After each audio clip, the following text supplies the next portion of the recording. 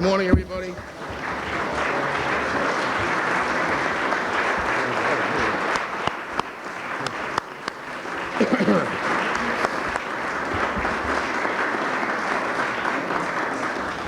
Good morning, everyone, and thank you very much for coming to celebrate a wonderful announcement here in the city of Providence. We haven't had this many distinguished people in the City Hall since I raised taxes the last time, but it's a long time ago. But we have so many, we have, as you can see, a distinguished list of people or array of talent and people who work for cities who are here today joining me in this wonderful, wonderful old historic building. In the audience, there are many people who should be recognized because they have helped us come to this day. Our Lieutenant Governor Fogarty, who has been a true champion of the city of Providence and the state of Rhode Island. And certainly we have with us Representative Giannini, we have our State Representative Macaulay, Senator Graziano, State Representative Constantino, and State Representative Tom Slater. We have members of our City Council here, members of our government, and people who are members of our lead task force. So thank you all very much for coming. Heads of our Housing Authority, heads of RIMFAC, and we also have a representative from Senator Chafee's office, John Goodman. So I want to thank all of you for coming as we unveil a historic program for America right from this very room. So give them all a big round of applause because of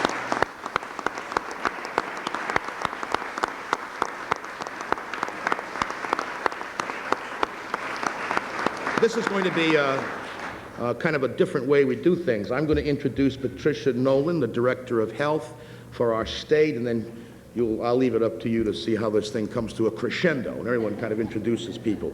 But it is a tremendous honor to welcome to Providence and the Providence City Hall the Secretary of Housing and Urban Development, Andrew Cuomo. Secretary Cuomo leads HUD with extraordinary commitment, compassion, vision, and vigor. With eloquence and passion, he provokes us as a nation to action, to confront the challenges that must be met in order to form a more perfect America. I'm honored to work with the Secretary through the auspices of the United States Conference of Mayors, and honored to work with him and the HUD officials who have been really responsive to us on the major new lead poisoning prevention program we initiate in our capital city as a result of the announcement the Secretary will make today. Because I don't think he came all the way from Washington this morning, got really to tell us that he had nothing to say about lead paint. We're all immensely grateful that Secretary Cuomo has selected Providence as the city in which to unveil the federal government's major new initiative in eliminating on a national scale the scourge of lead poisoning from our lives, and most especially from the lives of our children, our future. I'm proud and pleased to acknowledge the presence of our government and local leaders who are equally as committed to meeting and overcoming the considerable challenges involved in formulating a seamless, systematic, synergistic approach to conquering this preventable housing and health problem. I also welcome Dr. Patricia Nolan and the other Congressman Wagon, Congressman Kennedy, and Senator Jack Reed. The announcement the Secretary makes today has an overwhelming positive impact upon the lives of millions around our country and thousands right here in Providence and in our state. The assistance being given to us in our capital city by HUD to implement lead-based paint hazard control programs will have both immediate and far-reaching ramifications, empowering us to build the capacity of government, our community-based organizations, parents, property owners, and trade workers to take a far, far better and more proactive approach to creating healthy, lead-free neighborhoods. In March of last year, I didn't know much about lead poisoning. In fact, I hadn't heard much about it at all. In fact, maybe it was a little bit before that. And I was approached by people from an organization in the south side of our city, and they kind of gave me an education. And I established the Mayor's Safe Housing Lead Task Force, charging those whom I appointed, some 54 leaders representing a broad cross-section of our community, with the substantial goal of creating lead-safe housing and eliminating lead poisoning from our children's life. When the task force began its deliberations, many of us saw childhood lead poisoning wholly as a problem and a threat. There is no doubt that this entirely preventable disease, with its potential to irreversibly damage the ability of children under the age of 6 to learn and to succeed in school, is a very serious problem. I never believed that was the case. I wasn't had to be taught that. But I found out that it could seriously debilitate a kid's learning process. In 1998, a third of the children under 6 screened in Providence were found to have blood levels above the levels of concern. As the task force deliberations unfolded, we have come to see lead poisoning prevention as an opportunity to come together as families, neighborhoods, and as a city. The grant from HUD that we hopefully will receive today gives us a chance to send our children to school more ready to learn because they have not been damaged by lead-based paint, and to create healthy neighborhoods through improving our aging housing stock and to lift the burden from struggling low-income families. I want to recognize all the members of the task force, their co-chairs, Roberta Aronson, the Executive Director of Childhood Lead Action Project, and Lou Fasano, President of HELP, and my staff, liaison to the task force, Deputy Director of Policy, Bianca Gray, and certainly Policy Associate Rachel Eddy for their fine work and as leaders combating lead. Thanks to Secretary Cuomo, we're presented with a renewed ability to tackle the problems posed by our older housing stock. We embark on a mission that calls for all of us to have the zeal of inner-city missionaries to create a civil rights movement of the new millennium that rings and resounds with all of the extraordinary spirit and conviction characterizing the civil rights movement of the 50s and 60s. And we join to eliminate lead hazards from our states, our cities, our homes.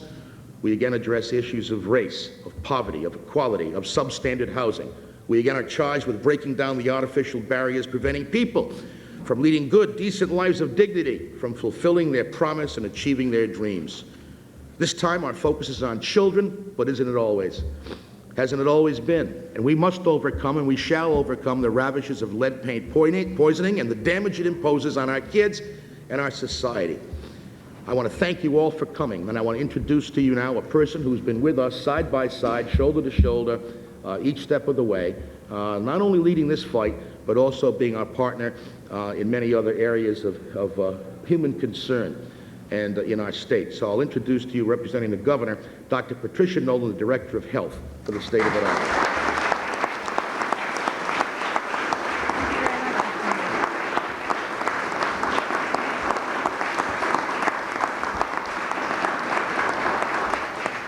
Thank you. I appreciate the opportunity to be here on behalf of Governor Almond and on behalf of the Health Department and the other agencies of state government who are deeply concerned about the problem of lead poisoning in children.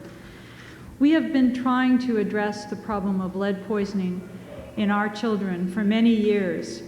First, we got the lead out of gasoline, and we improved the quality of our urban environments immensely.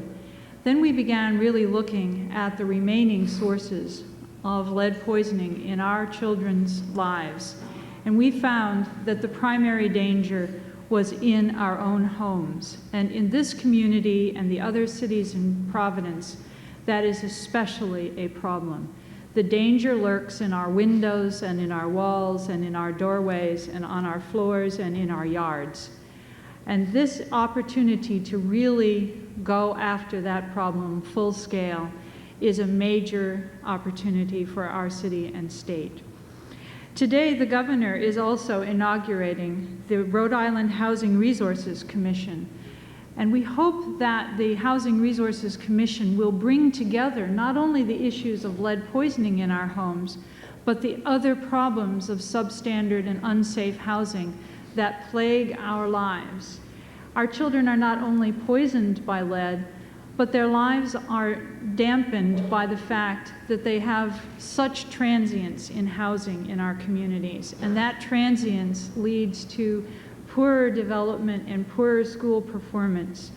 When combined with the lead poisoning problem, the other problems in our housing are of great importance. Bringing those all together and addressing our housing issue as a state is extremely important, and I'm excited by the fact that that opportunity is being inaugurated as well.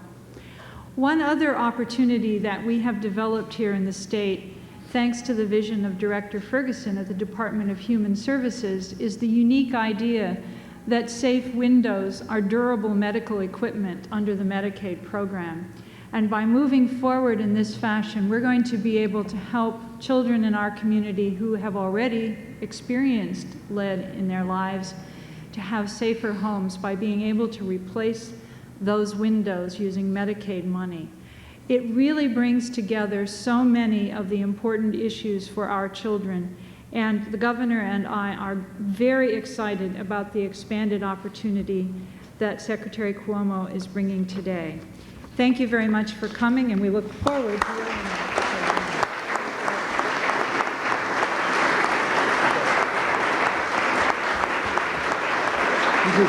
She was, okay, I thought that you were going to introduce Bob, but I will introduce Congressman Wagan. As you know, Congressman Wagan was formerly Lieutenant Governor of the state of Rhode Island, and he now represents us in Congress and has been a strong advocate of cities across America, and especially the city of Providence. And so I want to welcome him once again to Providence City Hall, and let's give him a big hand. Thank you, Mayor. Thank you. Mayor Cianci, Secretary Cuomo, Senator Reed, Congressman Kennedy, and Dr. Nolan, and Lieutenant Governor Fogarty, I want to welcome you all here today because this is indeed something that's important to the wide gamut of the people that are here. The people that are here representing us really do believe in this issue, Mr. Secretary. And if our staffs have been bothering you every day and every night for the last 3 months, it's because we believe so sincerely in this issue. When we first came in a little bit earlier this morning, we were up in the mayor's office, and the first thing the mayor said to the secretary was, "Andy, you got the check?" And the secretary turned around and said, "Gee, I forgot the check." And the mayor turned around immediately to his police officer and said, "Please get him his car." This is indeed very, very important. And when people like Dr. Nolan and Roberta Aronson and all the people that are involved with lead action and the problems that affect our kids talk about it, like the mayor said, many of us didn't know how important it was until we got educated about it. When you start thinking about some of the kids that are being affected and what can happen to them, you realize that this has long-range impacts, not simply on these children and their families, but on the taxpayers who will have to support them in all kinds of other means that will have to be given to these kids to try to get them back on track. So it's not just a Providence issue. It's just not a Elmwood or a South Providence or an Armory District issue. It's an issue for all taxpayers and all people across the state. Now, when you hear about 1 in every 3 children in Providence are affected by this, 1 in 6 in Cranston, 1 in 6 in Westerly, 1 in 2 in Block Island are affected by this problem. It is not solely here, and that's why the Secretary's announcement day today, both for the state and the city, is so important. This is not just one little isolated location. It happens in Patrick's district, it happens in my district, it happens all over the state of Rhode Island. That's why it is key for us to work together. So I want to thank the Secretary for coming here. Thank him because not only I can now get my staff to work on some other things, but I can get Buddy Cianci off my back, because every time I see him, he asks me the same question. But Mr. Secretary, there's something else that we are doing that you have been leading in this charge, and that is the whole idea with the Vice President on livable communities. Livable communities is more than just the issue of smart growth. It is about housing. It is about police protection. It is about abating crime and drug. It is about all the things that make communities like cities like Providence more livable. Just yesterday, the Vice President announced another 100,000 more housing vouchers that will be eligible for low-income and elderly people, some of which can use it now for assisted living in the city area, that we can get more housing through low-income tax credits like we're getting right up off Candace Street in Providence. Those are the things that make cities more livable, including this kind of assistance with regard to lead. So, Mr. Secretary, I want to thank you for your direction, your vision, and your leadership on this, and the way that you have really responded to Rhode Island and Providence. It is indeed a great day for us. We have more to do, and with your assistance, we'll be able to do that. Thank you very, very much.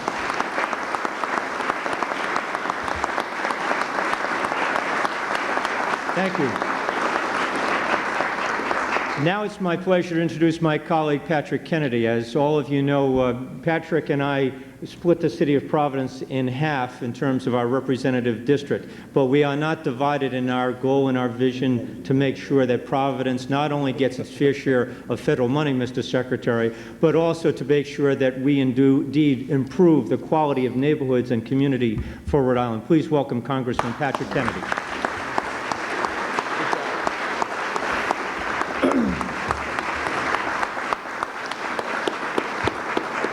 Thank you very much, Bob. And I want to acknowledge all of my colleagues in state government who we work with very closely, and also our new Lieutenant Governor, Charlie Fogarty, is going to do a dynamic job in that spot as a great advocate for the people of the state.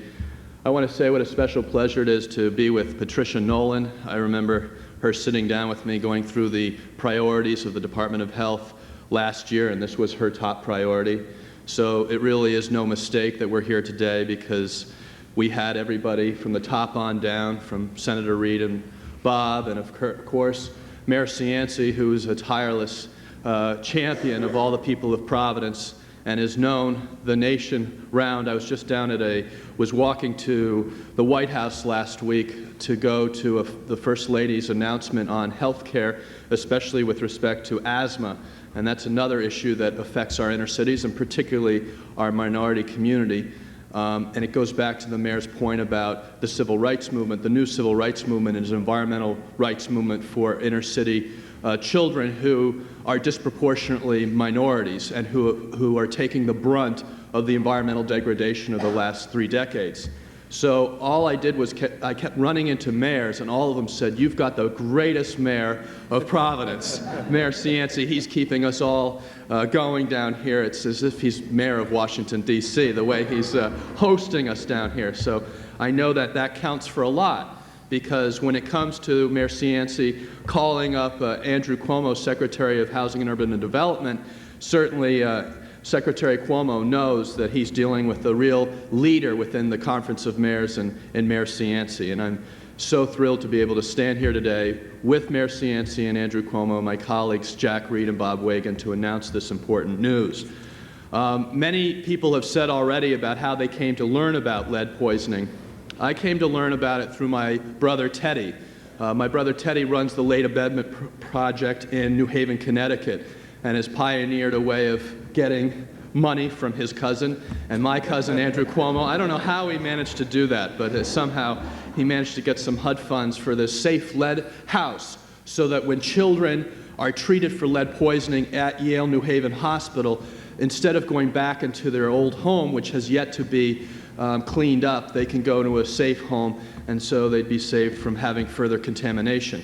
But as Bob said about the prevalence of lead poisoning in our state, it's something that we cannot ignore. And it's certainly, the reason my brother got into it is he went to a School of Environmental Studies at Yale, but he's also a champion in the disability movement, having lost his leg to cancer. But he understands the correlation between environment and disability, public health and disability. And this is a perfect example where the environment that people live in affects their way of life and affects disability, because clearly one of the greatest environmental hazards to children is lead poisoning. Eating the lead paint, eating the dust from lead that's painted on all of our homes, particularly in New England, which is endemic with this lead poisoning problem, and it really is an environmental hazard that has to be addressed. We really have to thank Andrew Cuomo for giving the lion's share of money within this program to Rhode Island. I dare say there's probably another state in this country that's going to garner as much from this lead abatement program that the Housing and Urban Development is running than Rhode Island. And it's a real testimony to everyone's work here on the grassroots level to make sure that this is done. Later today, I'm going to be talking about our asthma initiatives. That's another endemic problem, particularly within our communities here in the state. And the ever-rising incidences of asthma and lead poisoning should ring a bell in our minds, that we cannot afford to let this environmental degradation affect our future generations.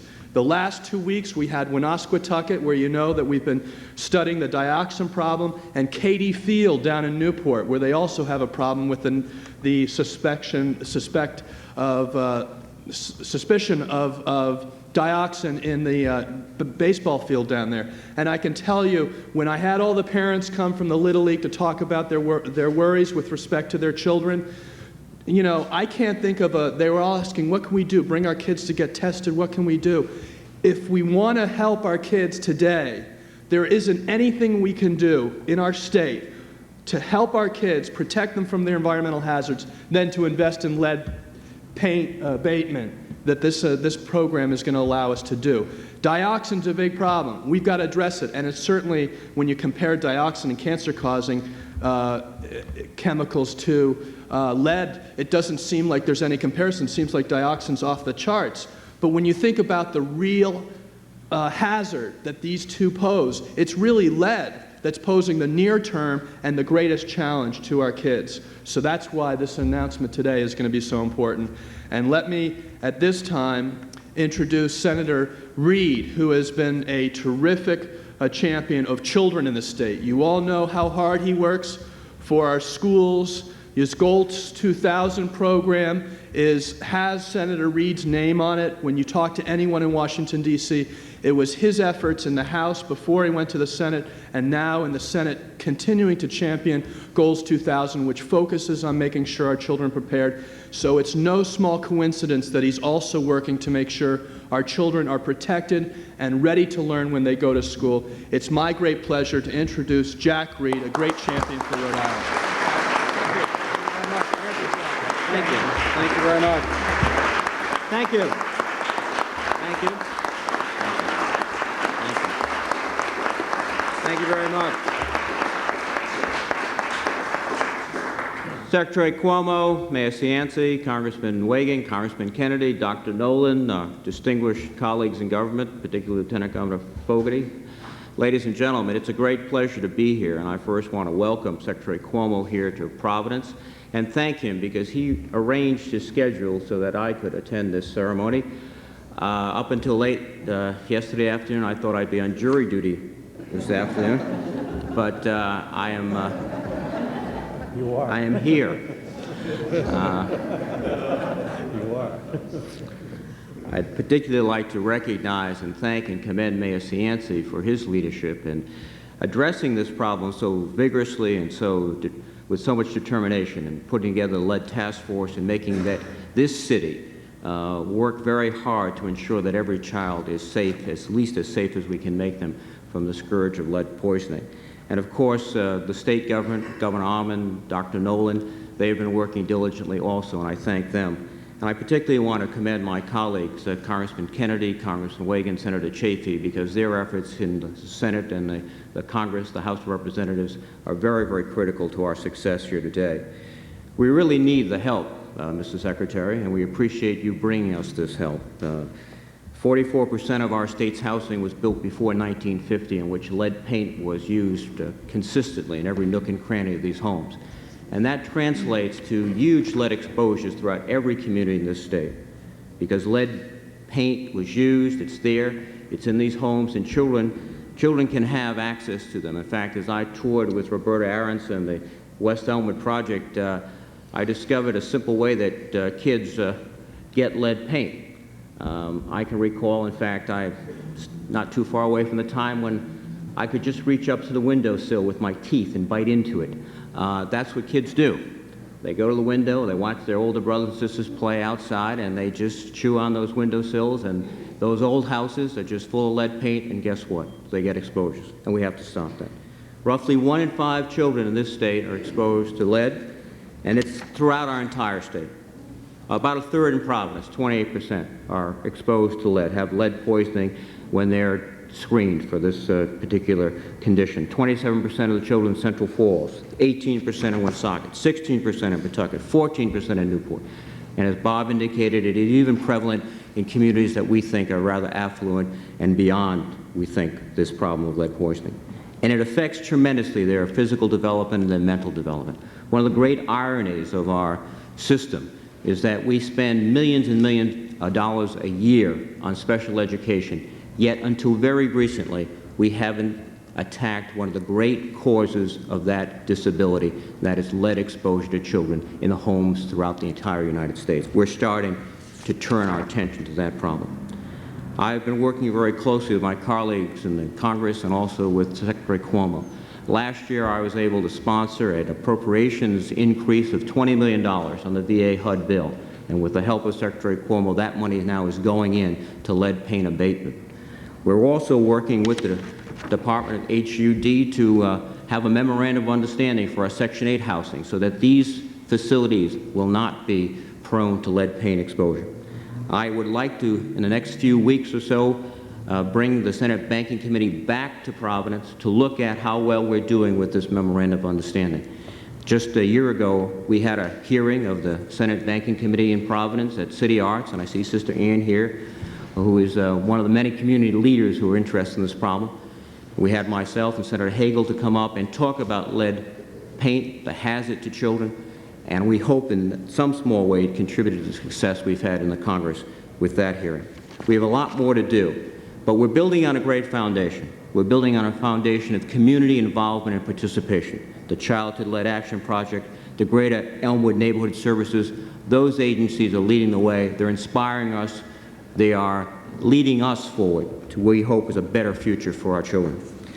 We're pleased that Secretary Cuomo has come here. We're particularly delighted because he has been such a leader, not just in the issue of lead paint, not just in the issue of public housing, but in the whole gamut of issues that are the province of the Department of Housing and Urban Development. A few years ago, HUD was seen as one of the weak sisters of the federal government, someone that could not perform adequately, resources were wasted. The transformation began under his predecessor and our dear friend Henry Cisneros. But that transformation process has accelerated with great momentum under the tremendous leadership of Andrew Cuomo. His leadership, his vision has been recognized throughout this country. For example, Dave Osborne, who's the guru of retransforming America and reinventing government. In his words, one of the most ambitious, fundamental, and exciting reinvention plans in the recent history of the federal government is Andrew Cuomo's plans for the Housing Urban Development Department of the federal government. Congress recognizes this. Last year, we gave HUD its biggest budget increase in more than a decade, including also a new public housing bill that will allow us to transform public housing. In addition, we gave the Secretary authority for the first new affordable housing vouchers in 5 years, and that's a tribute to our confidence in Secretary Cuomo. The President also recognizes the tremendous improvement and tremendous leadership that Andrew has given to HUD. This budget that was sent up just a few days ago includes a $2.5 billion increase for HUD. It also will provide 100,000 vouchers, a senior housing plan, and innovative economic development programs throughout the entire United States. Literally, Secretary Cuomo has put HUD back in business, the business of helping people. And we're particularly gratified that he has worked with us for increased money for lead paint and lead abatement throughout this country. He's also a champion of the Healthy Homes campaign, which is an educational project which will ensure that everyone understands the dangers and the opportunities in their homes. It is indeed a great privilege, a great pleasure to welcome to Providence and to Rhode Island Secretary of HUD, Andrew Cuomo. Andrew?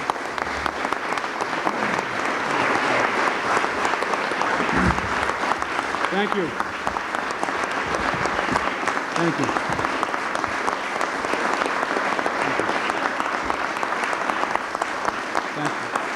Thank you. Thank you. Thank you. Thank you very much. Thank you, Senator, for the kind introduction. It's a pleasure to be with all of you here today. But first, I must profess a little confusion, all this talk about a grant and giving checks and money. I just came here to get more Buddy Cianci tomato sauce. That's what I'm doing in Providence. Let it be known that I know tomato sauce, and I have no other tomato sauce in my home than Buddy Cianci tomato sauce.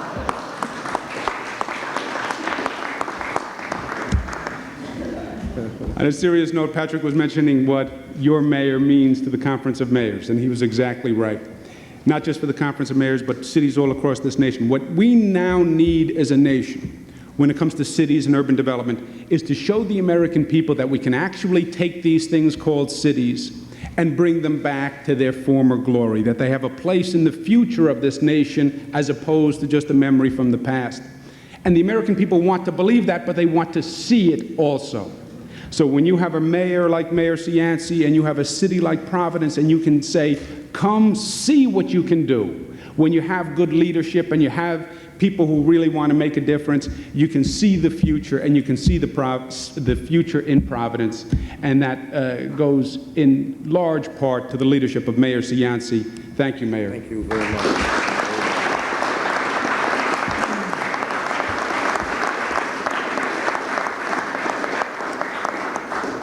Senator Jack Reed, you know what the senator does for the state. He is a phenomenal advocate. What he has done for the HUD, Department of Housing by and large, because the senator is on our committee, on the HUD committee in the Senate, and he fights our fight as Congressman Wagan fights in the House. Specific to today, the funding for the lead-based paint is actually up $20 million from last year because of the good work that Senator Reed did. He did it on his own.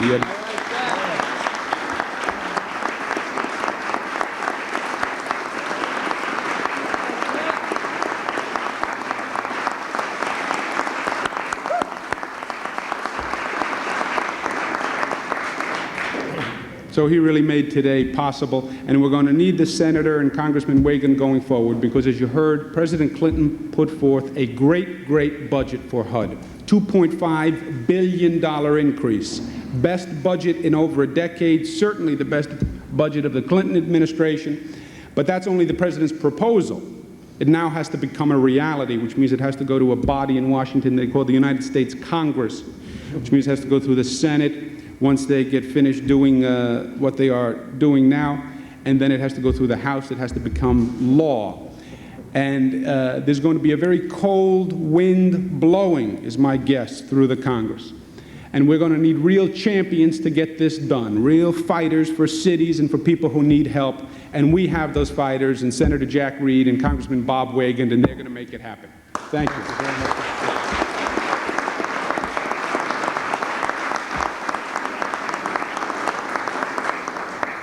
Congressman Kennedy, you know what kind of fighter he is for the district. You can imagine what he does when he then is also a family member of the person he's attacking.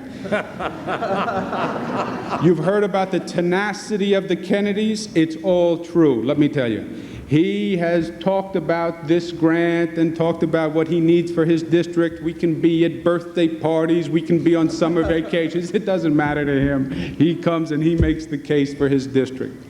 It is a Kennedy trait.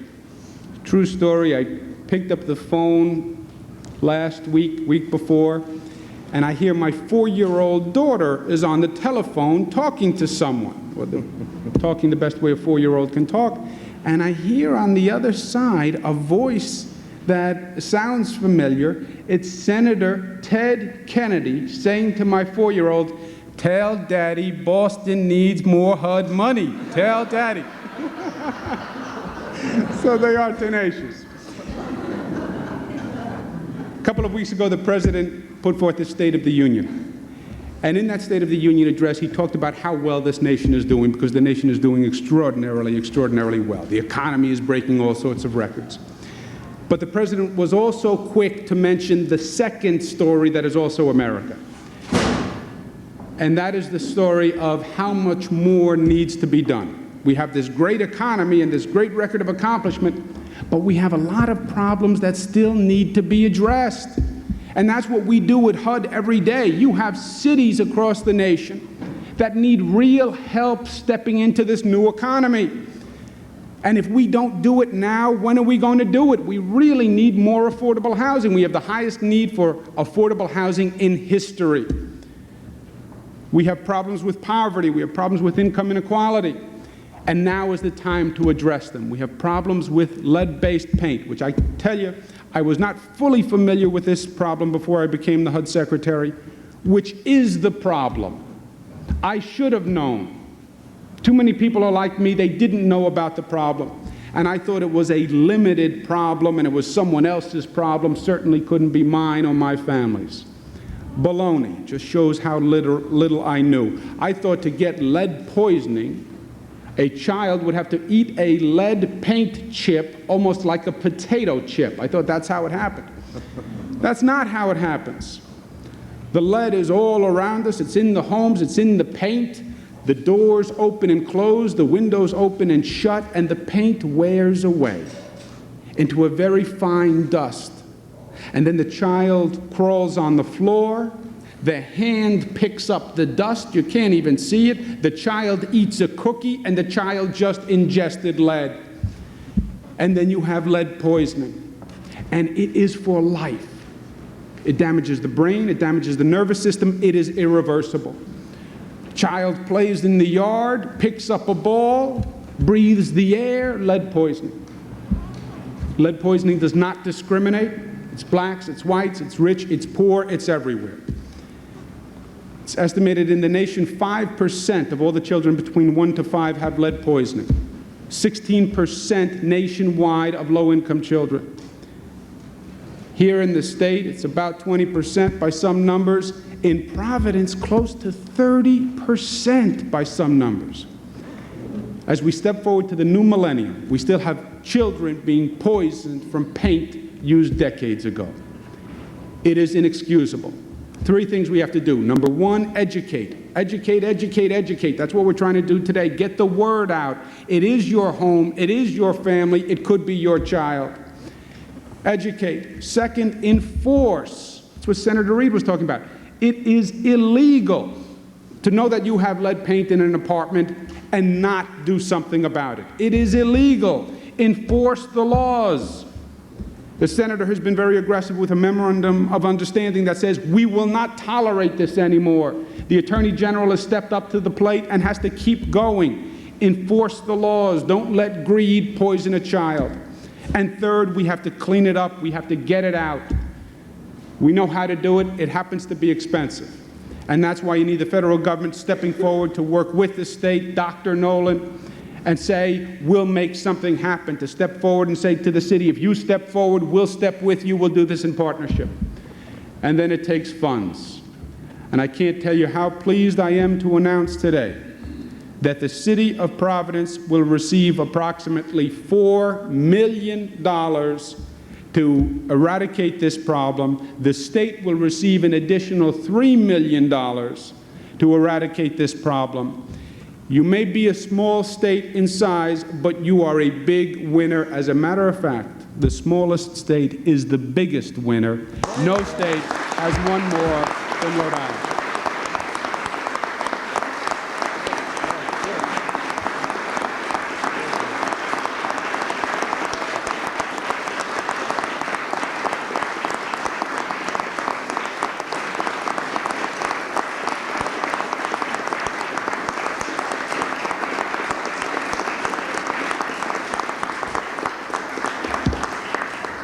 And Congressman Wiggin told you the truth, that when we walked in, I said to the mayor, you know, I can't find the checks. He did not take that with the humor that I had intended it. So we found the checks, otherwise we were afraid we couldn't leave the city of Providence. And I'd ask the delegation now to please help me in presenting the checks, one to the city of Providence and one to the state of Rhode Island. Congratulations.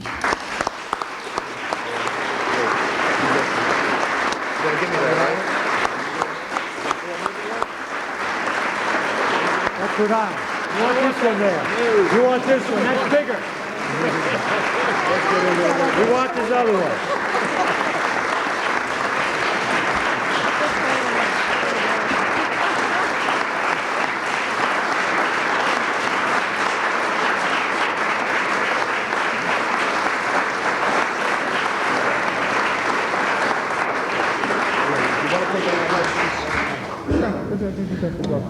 That was a great announcement. And you know something? The apple doesn't fall far from the tree, does it? Isn't he a great speaker? One of the best speakers on America.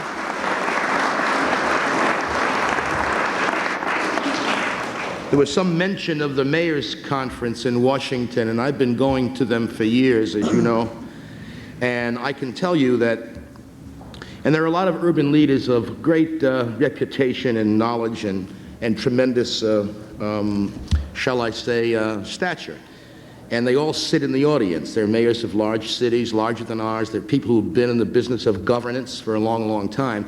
And when Andrew Cuomo walks in to give his speech, whether it's a big crowd or a small crowd, you cannot hear a pin drop because he understands the issues, he's very passionate about them, and he also has a depth of understanding that I believe no other Secretary of HUD that I've ever dealt with ever had. And we've had good ones too. So Andrew, let me just thank you very, very much from all of us, and all these people who are in this room are very, very important to the city of Providence, because most of them who you're looking at are individuals who have had a big stake in lead paint abatement.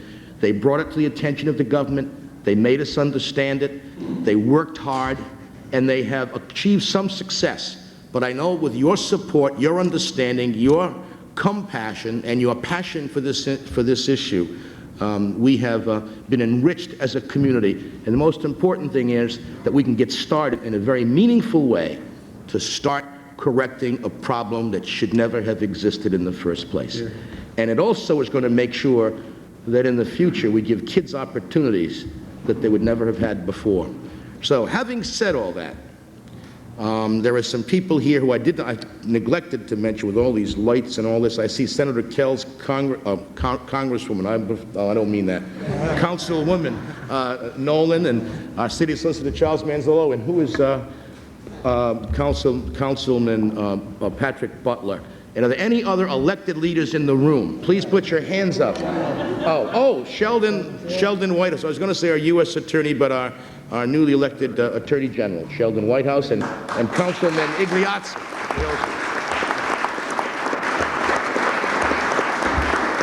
He's going to be a very good Attorney General because he sneaked right up on us without us even knowing. But anyway, can I have? I promised the Secretary that I would do something. Yes, you cannot go back. He came up to this room. Let me do that. See, we're supposed to do that. Yeah, right. The R&R is getting bigger. I'll tell you what happened. The Secretary came up here on a couple of occasions. The last time was right around November, the first part of November, and we had a little walk through this room. It was that we were showing the exhibition of the 120th year of this City Hall. And where's Bianca Gray, who ran this project from here? She, he thought she was stalking him because she's in charge of this grant for us, right? And all she did was come up here, follow him around the exhibits, and all they were asking about this grant. I said, leave him alone, Bianca. There's a way to do this, right? So anyway, and this is the way to do it. And the way to do it is to send Andrew Cuomo home with some of the best Parmesan cheese, a prosciutto, and some olive oil, the mayor's coffee, and the mayor's sauce. And also, we have a new thing, Andrew, will you cook at home? That's the mayor's new apron. That's